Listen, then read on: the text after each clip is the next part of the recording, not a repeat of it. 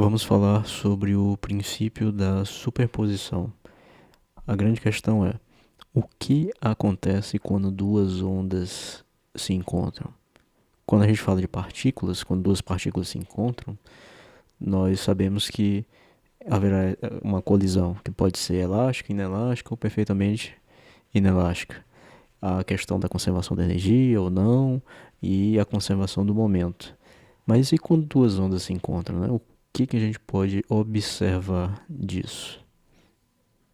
Considere o seguinte: para fazer essa análise mais simples possível, vamos considerar que essa linha preta seja uma corda sobre a qual eu irei propagar um pulso da esquerda para a direita e outro da direita para a esquerda. Então vamos observar aqui o que ocorre quando esses dois pulsos se encontram, né? Nós vemos então que eles se sobrepõem, as amplitudes iniciais são somadas e é formado um pulso maior do que o original. E perceba que, olhando para essas linhas aqui tracejadas, a interação entre esses pulsos não me permite distinguir como eu conseguiria no caso de partículas, né? Se nós estivéssemos falando de partículas, e aqui do lado esquerdo viesse uma bolinha amarela e colidisse elasticamente com a bolinha azul que vem aqui da direita para a esquerda, no momento que elas se tocassem, eu teria certeza que a bolinha, no caso de uma colisão elástica, né, perfeitamente elástica e sobre o mesmo fator de choque, a bolinha que vem da esquerda para a direita, amarela, ela ia colidir perfeitamente elástica, de forma perfeitamente elástica com a bolinha azul e ia voltar. Eu sei distinguir as duas. Agora, no caso desses pulsos numa corda, não. Eu não sei dizer se esse pulso aqui que está voltando é o pulso original ou se ele simplesmente atravessou o outro pulso como se ele não existisse, né? Mas isso não me importa, não tem nenhuma diferença, né? O que me interessa é que eu saiba quantificar essa interação, que eu consiga observar essa região em que há essa superposição e as duas amplitudes se somam. Isso porque elas estão em fase. O que acontece se eu coloco elas com a diferença de fase? Vou botar aqui a da esquerda com a fase para baixo, -1. E olha o que acontece.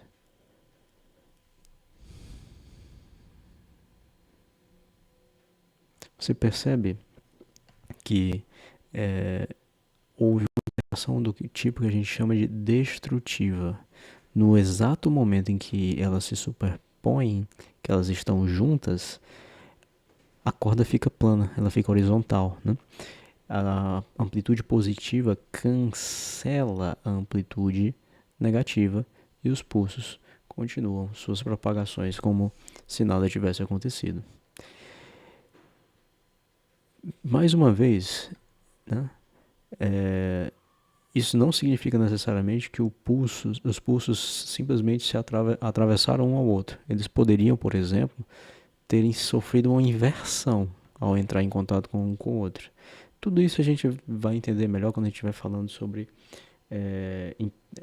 a mudança de meio. Quando uma corda mais grossa, quando um pulso propagado numa corda mais grossa ou mais fina encontra uma corda com uma densidade diferente.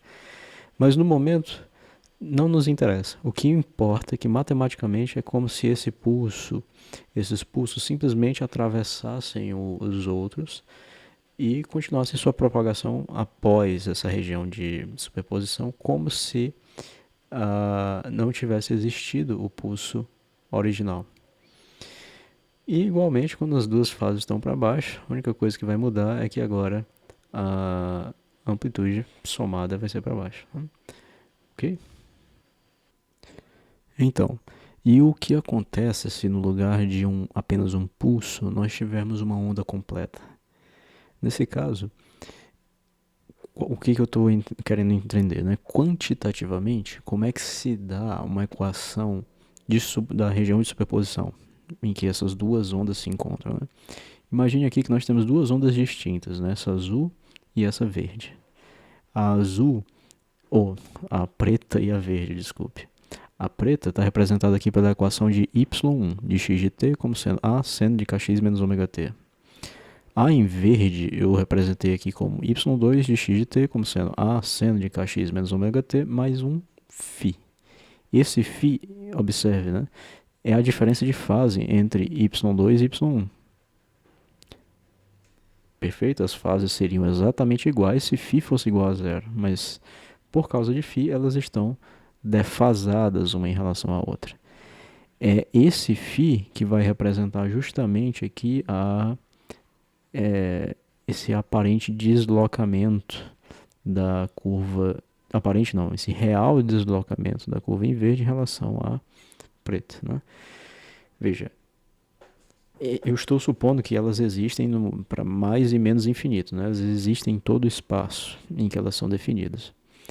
Então, é por causa de φ que nós vemos aqui esse máximo da verde está distante do máximo da preta. Se esse φ fosse igual a zero, elas estariam uma sobre a outra, né? Perfeitamente. Então, com ele, eu controlo essa diferença do comportamento das duas. O resto é tudo igual, o comprimento de onda, a frequência é tudo igual, né? Então, como é que fica uma equação que representa a soma dessas duas ondas?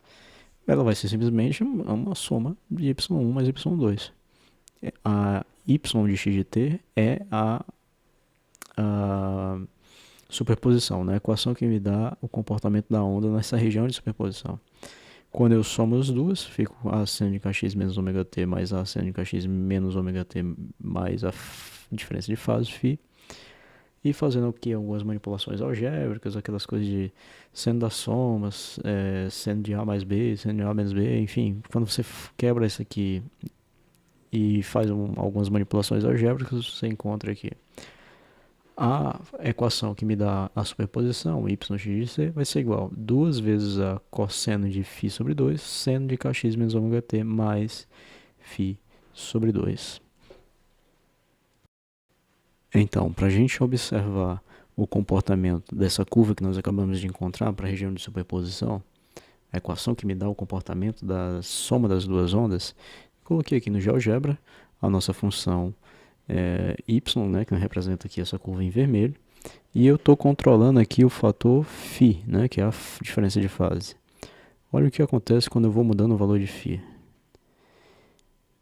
Ela vai aumentando a amplitude, reduzindo, deslocando o valor do máximo, e em algumas regiões ela vai a zero, né?